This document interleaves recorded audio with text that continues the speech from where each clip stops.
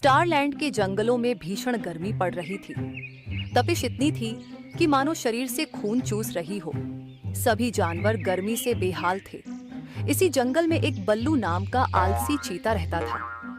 हाय रसगुल्ले, प्यारे प्यारे रसगुल्ले, तुम मिल जाओ तो दिन बन जाए। बल्लू इतना आलसी था कि आलस से बढ़कर वह किसी चीज को नहीं मानता था, जिसके कारण सभी जानवर परेशान रहते थे। मजेदार बात यह थी कि चीता एक डाकिया था, जो जानवरों की सूचना को यहाँ से वहाँ और वहाँ से यहाँ पहुँचाने का काम करता था। अगली रोज हिरण चीते के पास पहुंची। ओ बल्लू भाई, सुनो, अपने ख्यालों से बाहर आओ। क्या हुआ मिनकी हिरण, क्यों सुबह सुबह परेशान कर रही हो? सुबह नहीं, दोपहर हो गया है। जल्दी उठो और मेरा एक काम कर दो। मेरा कल जन्मदिन है और मैं चाहती हूँ कि तुम पड़ोसी जंगल में रहने वाले मेरे कुछ खास रिश्तेदार को मेरे पार्टी में आने का निमंत्रण दो। इसलिए तुम वहाँ जाकर मेरा ये संदेश वहाँ पहुँचाओ। ठीक है मिनकी, कल चला जाऊंगा। अभी थोड़ा थका हुआ महसूस कर रहा हूँ। शाम का कार्यक्रम था। हिरण बहुत खुश थी कि उसके जन्मदिन पर पहली बार उसके रिश्तेदार आने वाले थे। सारी तैयारियां हो चुकी थी। अभी तक कोई क्यों नहीं आया? काफी देर हो गई थी। परेशान होकर हिरण चीते के पास पहुंची। बल्लू भाई, क्या हुआ है? क्या तुमने उन्हें इनविटेशन नहीं दिया था क्या? मिंकी की बात सुनकर बल्लू कल की घटना के बारे में सोचने लगा। हाय रे, भीषण गर्मी मार ही डालेगी। ऊपर से यह काम, यहाँ जाओ वहाँ जाओ, कोई ठंडी जगह देखनी पड़ेगी। ये जगह अच्छी लग रही है। हाय, कितनी ठंडक है, वाह मजा आ गया। थोड़ी देर सो लेता हूँ।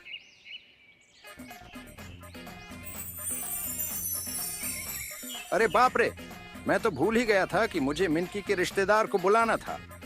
अब क्या करूं, झूठ बोलना पड़ेगा। वो मिनकी, जब मैं वहां पहुंचा तुम्हारा कोई रिश्तेदार नहीं था। आसपास से पता किया तो मालूम हुआ कि वे दूसरे जंगल के भ्रमण पर निकले हैं। इस कारण मैं सूचना नहीं दे पाया। चीते की बात सुनकर हिरण मायूस होकर वहां से चली गई। तभी एक लकड़बग्घा वहां पहुंचा। अरे बल्लू भाई, मैंने जो कहा था वह काम किया क्या?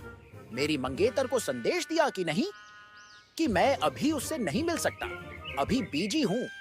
अरे यार, इसका भी काम भूल गया। इसे भी लपेटे में लेना पड़ेगा।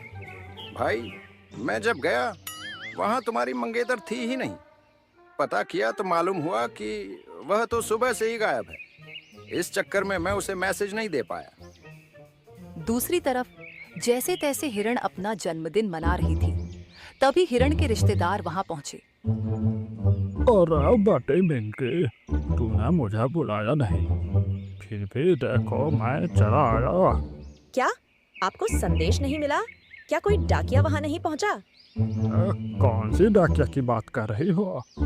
डाकिया क्या, कोई परिंदा तक मुझे पूछने नहीं आया। इसका मतलब उस चीते ने हमको बेवकूफ बनाया। तुम्हें ही नहीं, मुझे भी बनाया है। कहता है कि मेरी मंगेतर सुबह से गायब थी। बेचारी दिन भर मेरी राह देख रही थी। अब बस बहुत हुआ। कल हम शेर सिंह के पास पहुंचकर बल्लू के बारे में शिकायत करेंगे। ये बात सुनकर सभी जानवर अचंभित थे कि चीता आलसी तो था ही, अब झूठा और कामचोर भी हो गया। महाराज, न्याय करे, हमारा न्याय करे। क्या हुआ? आप सभी इतने टेंशन में क्यों नजर आ रहे हैं? जब से बल्लू चीता डाकिया बना है, एक काम सही से नहीं किया है। जो भी काम देते अपने आलसीपन के कारण भूल जाता है, और जब हम सवाल करते हैं तब तरह तरह के झूठ बोलता है। यह गंभीर बात है। फिलहाल आप सभी जाइए, मैं उसे कल देखता हूँ। शेर की बात सुनकर सभी वहां से चले गए। बाग जाओ और उस बल्लू से कहो कि कल मुझसे मिलने आए। महाराज, मैं बल्लू को ले आया हूँ। बल्लू, तुम्हारे नाम की शिकायतें बढ़ती जा रही हैं। तुम्हारी आलसपन के कारण बाकी जानवर परेशान हो रहे हैं। अगर तुम्हें अपना पद बनाए रखना है तो आज से यह आलस छोड़ दो। शेर सिंह, मुझ में कोई हुनर नहीं है, बस ये एक आलस ही है, और ये आलस मुझे जन्म से मिला है। मैं तमाम कोशिश करता हूँ कि यह आलस छोड़ दूं, मगर नहीं छूटता। अब आप ही बताइए मैं क्या करूं? ठीक है, तुम जा सकते हो। बाघ सुनो, जाओ ऐलान कर दो, ठीक 3 दिन बाद यहाँ एक प्रतियोगिता होगी और जो इसमें हारेगा वह 1 साल तक सभी जानवर के एक काम को पूरा करेगा। शेर के कहे अनुसार बाघ ने ऐलान करवाया, मगर इस ऐलान से चीते को कोई फर्क नहीं पड़ा। क्या फालतू की प्रतियोगिता है? मुझे अपना आराम बहुत प्यारा है, इसके लिए मैं अपना समय बर्बाद नहीं करूंगा। ऐलान सुनकर सभी जानवर वहां पहुंचे। शेर ने सभी को देखा और बाघ को बुलाया। बाघ, जाओ दोबारा ऐलान करो। बाघ ने दोबारा ऐलान करवाया। सुनो सभी, जो भी जानवर इस प्रतियोगिता में शामिल नहीं होगा वह 6 महीने तक एक एक जानवर का काम करेंगे। यह ऐलान सुनकर चीते की सारी नींद उड़ गई। क्या मुसीबत है? जाओ तो मुसीबत, न जाओ तो मुसीबत। अब तो जाना ही पड़ेगा, वैसे भी इस गर्मी में कबड्डी थोड़ी खिलाएंगे। सभा में शेर ने दोबारा चीते को देखा। उसे देखकर शेर ने ऐलान किया कि ये प्रतियोगिता बहुत ही सिंपल है। हमारे जंगल में एक तरफ 3 पहाड़ी है, उस पहाड़ी को चढ़कर पार करना है। जो जीतेगा उसे बहुत ही उम्दा इनाम मिलेगा और जो हारेगा, वैसे आप सभी को तो मालूम है ही। शेर की बात सुनकर चीता असमंजस में पड़ गया। रेस शुरू हुई। सभी जानवर तेजी से आगे बढ़ गए। सभी के जाने के बाद शेर ने बाघ को बुलाया। बाघ, सारी तैयारी कर ली ना तुमने? जी महाराज, जैसा आपने कहा था वैसा ही मैंने किया है। अब हर पहाड़ी में चीते को कोई ना कोई जानवर उससे आगे नजर आएगा। भीषण गर्मी थी। सभी जानवर एक एक करके पहाड़ी पर चढ़े। अगर ये प्रतियोगिता हार गया ना गुरु, तो फिर मेरा चैन, मेरी नींद लुट जाएगी और मैं ये होने नहीं दूंगा। ये मैच मुझे जीतना ही है। मगर चीता डर के मारे सबसे आगे निकल गया। दूसरी पहाड़ी पर पहुंचने के बाद चीते ने देखा कि कुछ जानवर पहले से ही दूसरी पहाड़ी पर चढ़ रहे हैं। यह सब शेर सिंह की चाल थी। अरे यह क्या? ये मुझसे पहले कैसे? मुझे थोड़ी और कोशिश करनी चाहिए।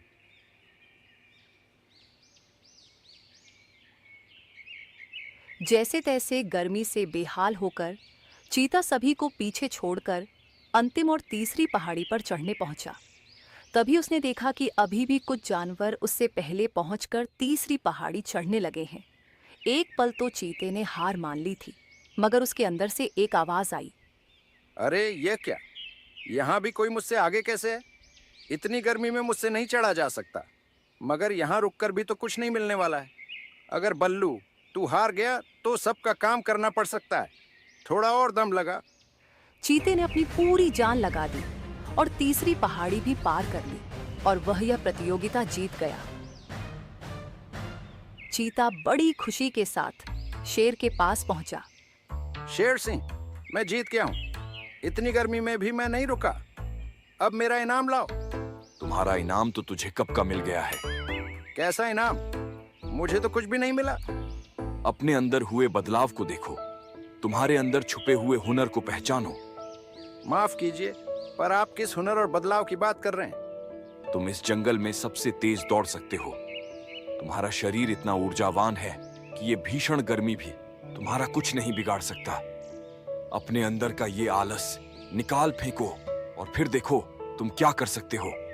शेर की गहरी बातों से बल्लू चीते को अपने अंदर कुछ अलग सा मगर ऊर्जावान महसूस हुआ।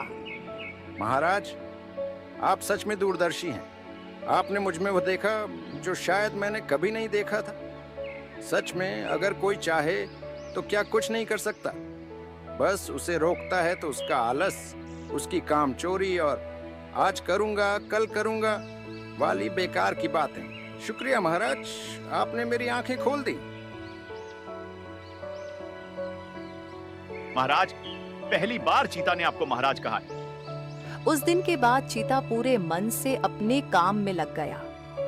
अब उसके लिए न गर्मी, न ठंडी, न